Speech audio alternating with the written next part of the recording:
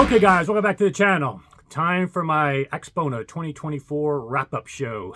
I've already showed you basically Dave's opinions, Pete the Greek, Steve, Carl. Time for mine. Actually, I know this is going to take a long video, so I'm wearing sunglasses. I'm going to be in front of these lights for a while. See if I can do this on one take. What do you think about the outfit tonight? Actually, you know how you're supposed to match your shoes to your belt? Let me show you.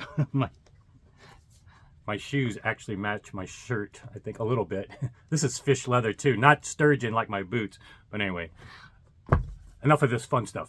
Let's get to the best of Axpona 24. And right off the bat, I want to share with you, for me, these shows are not about sound quality. As I said in another video, you're not going to hear the ceiling of performance of this gear at Axpona, especially loud noise floor, contamination from rooms, just never getting the sweet spot because of crowds. This is more of a show where you get to know the designers, kind of sniff the potential of the technology behind the gear, talk to them, and that's what you're going to see in a lot of these videos. I have one room that I'm going to call out on the sound quality metrics, was really good, but most of these are going to be things I just appreciated the design, and I know for a fact if I put these in my room or a very well-treated room, especially if you have the Bacch and other things, that these would get exceptional performance. And also, real quick, disclaimers out the way. Nobody pays me for any of these mentions and awards or anything that I do. I only make money from the Bacch, and when I talk about the Bacch, you can skip ahead if you want to discredit what I say. There's plenty of other people now giving awards and talking about the Bacch. But I'll have a part on that because that was a big part of this show. But also, Blue Jeans Cable is the other brand I represent. Iconoclast was there at Axpona, not officially Blue Jeans Cable, but they're the same family. And then, obviously, I have a membership section people can join. It can be industry people as well, but there's no pay-for-play. I don't charge anybody for any coverage or any videos or any awards or anything. So just that disclaimer out the way. But let me get out the way right off the bat, the Bacch, since I represent them. But this was a very meaningful show because Edgar only goes to 2 shows a year, this one in Capital Audio Fest. So I want to address some of the unique things that came out of this show, because like you said, I've said it's become real big with Absolute Sound and others giving it awards, and it's become more and more ubiquitous out there that this is a viable solution for many people.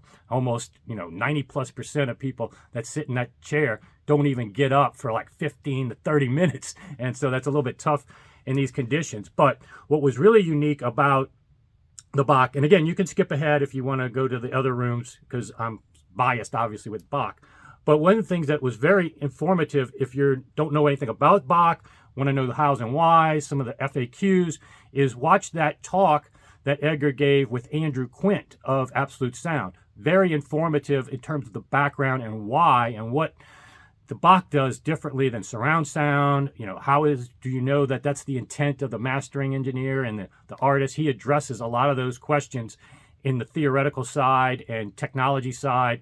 Very much an important thing to watch if you are considering the Bacch. But on top of that, there's still, some confusion about, is it a gimmick? Is it like the surround sound, different modes that you could use and choose hall and all these kind of things? Is it fabricating stuff? Is it a gimmick? And I have a video where we turn the room at Axpona into a recording studio. Those mics that you put in the ear. Now again, I've heard that some people think that you have to wear those mics to listen to the Bacch. No, they're just for the initial calibration. Make sure that's clear. But you can use those mics to record whatever you hear in your room. So that's exactly what Edgar did. In one of my videos, I even titled it, "Is Bacch a Gimmick?" because I wanted to address that specifically with proof. We turned the room into a recording studio. He talked to the person at 12 o'clock, 9 o'clock, 6 o'clock, 3 o'clock, and then proximity went up to his ear and went away. That's one thing that the Bacch can give you with stereo and captured on the mic. If it's captured on the mic and mastered properly, you can capture proximity of sounds to your head or to the mic. And that is something that surround sound can't even do. So he was able to prove that in that demo video, that when you turn the room into a recording studio, you now know you were there, how realistic this is, how much more accurate it is, and it's not a gimmick. But the other thing that commonly comes up is one question of it making too much of a difference. People are so amazed by the difference, and we're so conditioned to fuses, cables, DACs, amps making some difference to no difference or little difference, and spending 4, 5, 6 figures on these things. Servers, you know, this makes such a difference that I've had some dealers say, I don't know if I can sell this. It'll cannibalize some of my other products. Number one, that makes so little difference comparison, but also just for the consumer standpoint, the knee-jerk reaction is it's got to be wrong because we've been conditioned so long to listen to crosstalk. And in that room, we were getting 14 dB of crosstalk cancellation. So it was very obvious if you were listening. Important thing to mention is if you were listening to recordings that have spatial cues. If you don't have spatial cues, then you're not going to hear in the recording itself, then you won't hear that. The Bach ignores mono material. A lot of vocals are mono. A lot of bass at low bass is mono. So it also takes into account maybe 1 out of 100 people say, oh, I don't hear any difference when they do the bypass. But you have to understand that when you do a bypass versus the Bach filter, what point in the song are you doing it? What type of recording are you using? If it's a recording that doesn't have a lot of spatial cues in it, then you can go from a delta of hearing nothing to extreme spatial cues. And so it's not so much to point the finger at the Bach. Now you're hearing true stereo as it was recorded. And now you could point the finger at the mastering engineer and artist and say it's too much or too little on that particular track. You would have done it differently. And what's also cool about the Bach, though, you have the ability to turn it on and off. So whatever you like, you like. So even if it just improves 80% of your recordings, you have that ability. But there is a sliding scale where you can tailor it from 100% down to 80, 90, 70, whatever is to your taste on a given song. And let me tell you where that's applicable. It's not really applicable for any audiophiles. Nobody I know turns it even less than 100% or even off. But you can do that in extreme cases for that 1%. But this technology will be in a car soon. And I'm not going to spoil anything. But for a car, there's one track I play where flies are buzzing in your ear. They have to tailor back the Bach technology for that kind of purpose, because if you just suddenly hear, you've seen it in my room, I had a guy jump out of his chair when he heard a fly in his ear from stereo speakers. It's so unusual and shocking to some people sometimes that, you know, it could be dangerous. So tailoring it back, certainly when you're driving, you don't want to be startled or anything like that. But that's the extremes that it can go to if the recording has it, to almost nothing if you're listening to a recording that doesn't, which also indirectly it proves it's not a gimmick. It's dependent on the recording. So again, you have 14 days free. You can reach out to me. I both sell the Bach for Mac and the Audio and Dio. Feel free to email me if you're interested in any of those products and want more information on how to hook it up. That's pretty much all I wanted to cover on the Bach, other than getting to this point of people getting used to crosstalk. It's almost like Shawshank Redemption with Morgan Freeman when he was allowed to let go at the end but decided he wants to stay in prison. There is going to be a certain percentage of audiophiles that just can't adapt to that. But just realize it's because of your conditioning that it's because of that. It's not the technology. If you were always free, if Morgan Freeman was always a free man, then was forced to go to prison in his late 80s or whatever, then obviously he wouldn't want to do that. If we had a product that all this time we had no crosstalk in stereo, true stereo, and then somebody came out on a product that added 14 dB of crosstalk and messed up the frequency response, then obviously nobody would buy that product. And real quick, ORC was on the entire time. We didn't do a bypass of ORC on and off because people were staying long enough, A/B testing the spatial cues.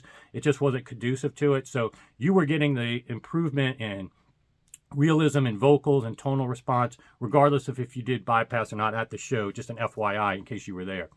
But getting back to this Shawshank Redemption kind of analogy, it applies to my next room on the list, which is Danville signal processing. Here's a case where using DSP, active crossover, things I've been very much since the almost inception of my channel promoting as superior solutions, they showed it better than I could even tell about it, because they took the passive crossover out of the Maggie, put it in a box where they could now switch between their active crossover DSP and the Maggie passive crossover parts. and that was as convincing and obvious a demo as anything I've seen. It was a tremendous demo.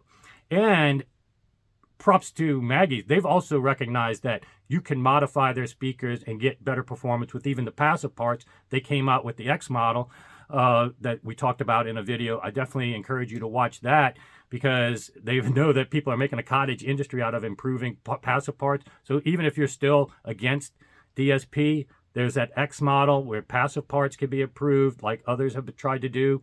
But I'll tell you this, I'm not going to betray anybody's confidence or anything like this, but manufacturers have talked to me about DSP and acknowledged that active crossovers, DSP, are superior to passive parts.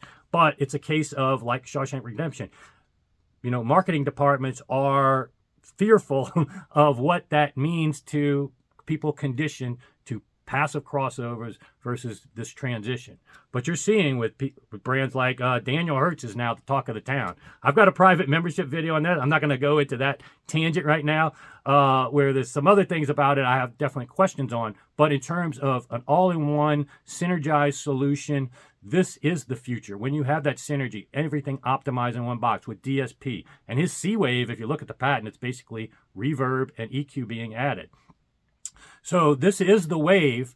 It's just a case of how many people are in that Morgan Freeman stuck in the, whatever they know. And I think we're seeing a momentous time in the industry where this is being changed. And I wouldn't be surprised if Maggies start offering open architecture Maggies where you can use this, because it was so convincing and impressive. And Wendell was there at the show. All right, I got the notes here, so let me make sure I get to everything. One room I wanted to first bring out, and it was one of the few rooms I went into twice. Part of it is because it's right across from the Bach. But on sound quality, none of the rooms I heard ever really impressed me, certainly better than I get at home. But even compared to other shows, did I hear anything that really stood out, except for one room. The Brodmann room with the Aries Cerat, right across from the Bach room, played Jazz Variants, which is a track that I got to give props to Margulis. I think it was 3, 4, or 5 years ago, whenever it was, when I was first starting a channel. And I put it in one of my playlists, and now it's become a very common track. But they found it first. But this room, the Brodmann room, with the Aries Cerat gear, was the best I've ever heard that song at a show. And that's saying a lot, because now it's played pretty commonly. And that's a very unique speaker, too. The design, the horn, resonator type bass loading, 3-way acoustic type speaker, but 2-way electrically. It's a good video to watch and a good speaker to maybe audition if you're in that $30,000 ballpark. It was exceptional on sound quality metrics. Now, that doesn't mean it was the best sounding speaker at the show or best sounding room. It's just one that I was able to get in the sweet spot, hear a song I knew, right volume, no noise floor. You know, if I had that in every single room, which is impossible, who knows what would be the best speaker. But I have to give credit to Brodmann. That stood out, the best I've ever heard that one song at a show, so it's worthy of note. On the flip side, there's actually a speaker I found that I don't know if I'm going to replace these with them, but I'm probably going to strongly considering buying them, whether they replace my Wisdoms or I put them in my Airbnb. But it's the Metaxas Prinz. It's an electrostatic line source, which is my type of speaker. Line sources have less reflection, ceiling, and floor, which improves your impulse response, improves the Bach, what it can do, and just is my type of floor-to-ceiling type performance where I'm not feeling like I'm listening to midgets playing. There's a lot of advantages, at least to line source. I don't want to get into that. But the electrostatic driver, one driver doing everything versus this type of driver, then this type of driver, and the different colorations, even if you can get them flat, there's a little bit of different flavors in drivers that sometimes is tougher to get. If you can get one driver doing everything, that's a huge advantage. But on the flip side, there's some negatives. These do a much better job than most line sources, especially planars and electrostatics that are creating that acoustic wave. There's some trade-offs. So I wanted to test the Metaxas Prinz in more detail, but they had the worst room in the entire show. They were in the marketplace area. So there's no way for me to really get an impression of the performance other than I asked them to play it loud on some analog tape material just to see if the stator would slap. That's a common problem with dynamic material on electrostatics, did it fine. And also there's a lot of technology. Those little dimples on the front are not just there for show or, you know, that's a brand, Metaxas, that reminded me of what I originally thought of Aries Cerat and was so wrong about. Both Metaxas and Aries Cerat, I saw these chassis. I mean, they're so beautiful, so awesome, that I thought that they're just going for the bragging rights customers that want the eye candy, and that, you know, insides were going to be good, but not to that level that the exterior. Well, with Aries Cerat, proved to be one of the best companies in the world for everything inside as much as outside. Once I got to know Stavros and all that, check out my videos on that if you haven't. But same thing with Metaxas. When I started doing my due diligence on Costas and the company, I realized he has a legacy in the industry and pedigree. It goes back 40 years, and everybody that I respect likes him. So that's reason why I'm actually going to Fort Lauderdale next weekend to listen to these speakers again in a more controlled environment, because they're so intriguing to me, have so many things that I like. No crossover parts, the line source, one driver, that I think it has the potential, and that's what you go to these shows for, sniff the potential for them to be either replacements or part of my arsenal. And again, in the room, in that marketplace, most press probably ignored it, wouldn't judge it as high. They, you know, it would be audiophile jargon of how terrible it sounded in that room. But you have to understand the difference between the gear's fault and just the environment. So props to Metaxas. I'll be giving you guys updates on that. All right, the other room that gave me, I got the most feedback on the best from other people that they liked was the Joseph Audio room. And I agree, it was a great room. I'm just so used to Joseph Audio, and in fact, I've given them awards in the past. Every show they're at, they have a high floor, if not the top ceiling in the entire show with the performance of their gear. But this was the show I got the most feedback from, anecdotally from other people. That was their favorite room, and they deserve it. Joseph deserves it. Jeff Joseph, it does a great job setting up the rooms, playing great music.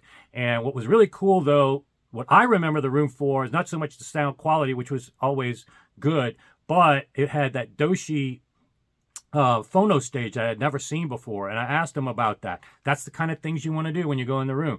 Ask about something that's new that you haven't seen, unique. And he told me about that bespoke product, really cool. And then he actually elaborated on changes to his Joseph Audio Pearl speakers that were in there. Those are phenomenal and should be a consideration at that budget point. But also the Mammoth Tusk cartridge. Never even heard of that before. Certainly super rare. This is what you want to go to these shows for, not just to try to get sound quality, especially if you're off axis listening in a noisy room. That's great value, and that's what Jeff Joseph did. Props to them for getting almost universal acclaim at this show. All right, now I'm on page 2. Actually, I want to deviate from the show itself a little bit because I still put it in the bucket of Axpona, is when I visited Musical Artisans, that new dealer. If you didn't watch my video on that, take a look at it. It's a new dealer in Skokie, Illinois, Chicagoland area. It was about a 40-minute drive. We took a little jaunt over there, but it was me, Rick Brown, and Steve McCormick. We were all invited to go there. I was invited by Renee of Nagra, who is super impressive to me. I just met him in Montreal, but the more I get exposure to him and Nagra, man, that turntable in that video was phenomenal. Everybody was like, incredible. The demo he did of trying to make the cartridge jump and couldn't. And then, of course, the 4S tape deck by Nagra, that's on my bucket list. Maybe getting that at some point, if not soon.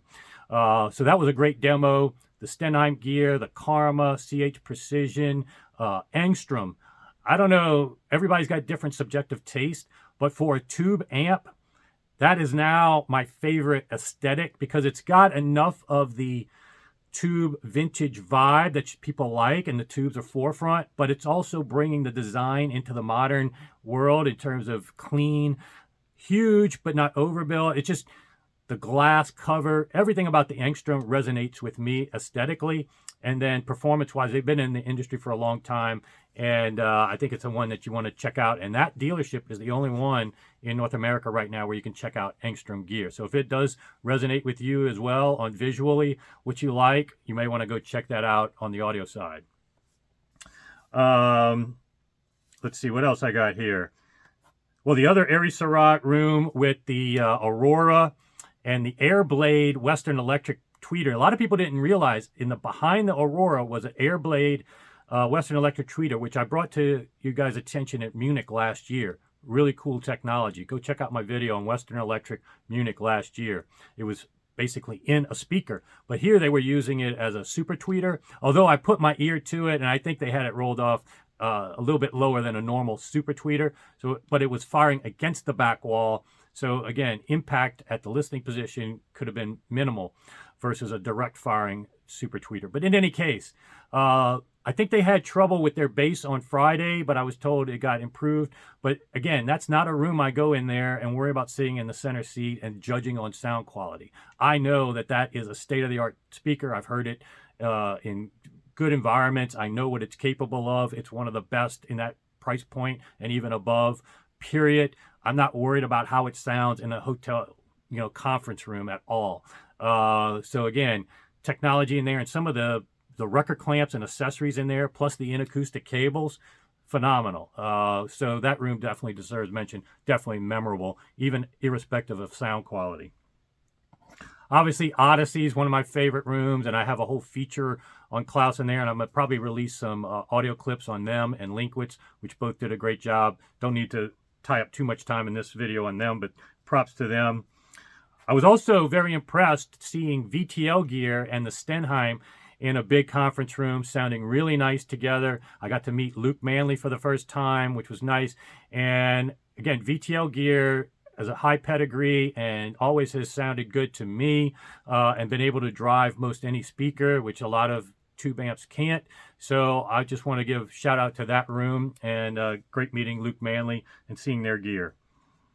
Also, I don't even own a turntable, but I was very impressed by the gentleman I interviewed in the Kirmus booth, the Alphason Tonearm, and just learning about the technology and how the advancements are still coming in that realm and how important the Tonearm can be, and even the wiring inside. Why, if you're going to change cables, really the cables inside of a Tonearm and everything to the cartridge is probably the most critical cables, period, in any audio system.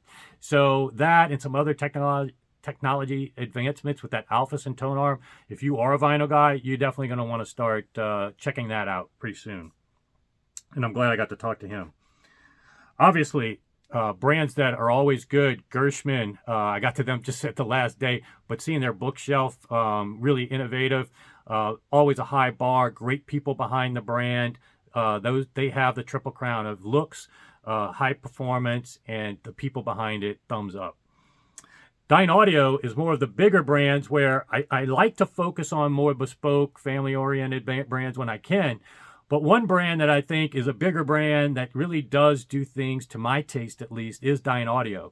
I think I even remarked in the video, the way they, especially their Evidence Temptations, and when they have the bass loading above and below the tweeter, higher up off the ground, it presents a soundstage to me that isn't 2/3 of the room down or half of the room down like traditional point source box speakers. And I really appreciate that about Dynaudio, and I really appreciate their Esitar tweeter, which has been a legend in the industry forever. So big props to Dynaudio room. That was a great room. And actually, Borresen is another company that does a great job at these shows, setting up many rooms, which is not easy. And they have dealers that represent them. And actually, props and shout out to Next Level Hi-Fi playing Bodies from Drowning Pool. That was fun. But their new bookshelf that everybody was raving over was definitely something that I was welcome to see, because if anything about Borresen I not say didn't like, but they were always in this price point where it was hard to justify performance and these prices, $100,000 for a bookshelf they had. And so that's kind of the things I'm not against per se. Money's relative to people, but you can afford it. It's your money. You do whatever. But I like to focus on things that I think provide more than that in value. And now they have this value and high performance bookshelf that now turns the table such that, yeah, I really would think the Borresen, and that is something you want to look at. Now, again, it's just a bookshelf in terms of it going to be limited in just physics, what it can do in certain rooms. But if you have the right room or pair it with subs, you are capable of a lot of performance, have the pedigree of Borresen now, some of the technology they do, and it'll definitely be a winner for a lot of people, much more than than a $100,000 bookshelf, which is a little bit tougher to justify. So props to them. Now, another speaker that's right in line with the Metaxas that if I had a chance to demo it in my conditions and if I had a big room, this would be a speaker on my short list to potentially consider, just based on not even what I heard per se, but on its design, was the PMC Fenestria, I think it's called. We had a after hours, thanks to Geshelli, Fidelity Imports, and Playback Distribution. They put it on an after hours for creators to go to, and they did a great job. I couldn't stay for long, but I did get the presentation in the room with the PMC and esoteric gear, which is impressive as well, the esoteric. But the PMC Fenestria was really impressive to me because it had two things I'd never seen before. Transmission line, but two transmission lines in one speaker. If you know what a transmission line base is, you know how difficult it is to make one transmission line fit in a decent cabinet and speaker. But to put two in one speaker and then load it top and bottom, which is what I like, base being loaded in a box type speaker, definitely had my attention. And then on top of that, fluid damping around the tweeter to isolate it further from the resonance of the cabinet. The cabinet's still going to resonate, especially with all the things that go on in there with the other drivers. To fluid damp the tweeter to isolate it, very impressive. So it had a lot of the things that I don't see. And regardless of what sound you heard in that room or what time you went in there, that's a speaker at that price point you're going to want to consider, in my opinion. PMC's got a lot of pedigree. I've heard them now at several shows. Props to them. And also, while I'm at it, props to Fidelity Imports, who runs, I got to give props to certain distributors who can consistently at every show run multiple rooms. I was just helping Edgar run one room with active speakers and a box. And even that with Wi-Fi and cabling and all the setup, it's a pain to set up. And you guys got to realize this is not easy, especially with shipping things in, all kinds of logistics problems. For Fidelity Imports to always have great rooms, whatever one you went into, at different price points that meet anybody's budget, high quality guys behind it, that is a top-notch operation. Fidelity Imports, big props to them. And Geshelli as well. I mean, I don't know why they get lumped into the cheap stuff. I mean, they're high value, but high performance, and they've set up multiple rooms every show. Great aesthetics, wonderful company, wonderful people. There's really no reason to ever look down on Geshelli. It should be much more elevated than a lot of these other brands that do much less with just a few rooms and not much aesthetics at all. This is a top-notch organization that you can't just be judging because of a high price tag that other people are better. And then they got some new products. Big props to Geshelli, as always. And talking about as always, MBL and Acora are like, routine on my favorites, but, that's just the reality of it.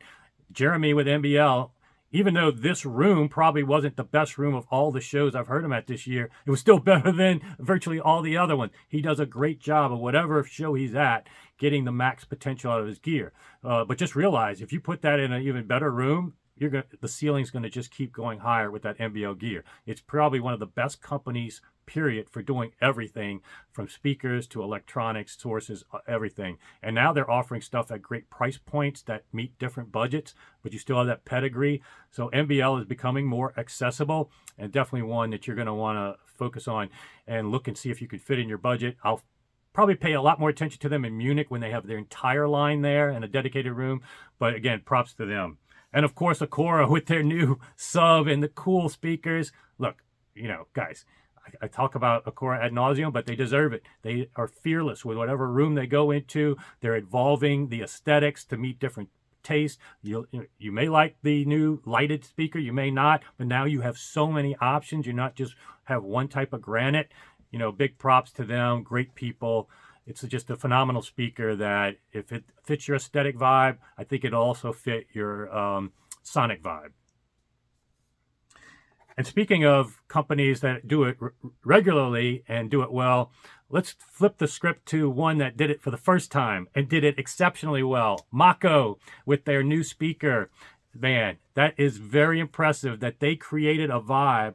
In terms of lighting wise and aesthetic, I think it was the best, period. I mean, I know Odyssey's great, but sometimes it's too dark and you can't see the gear. You almost get too sleepy in there. But Maco had enough lights you could see the gear, but it was just perfect aesthetic for me. Plants, they brought in a lot of things to set up. And I had dinner with Debbie on Thursday night, and I had a lot of trouble getting out there. Members know how difficult it was for me to get out. They had their own issues getting out to the show, driving, taking all that stuff in their cars.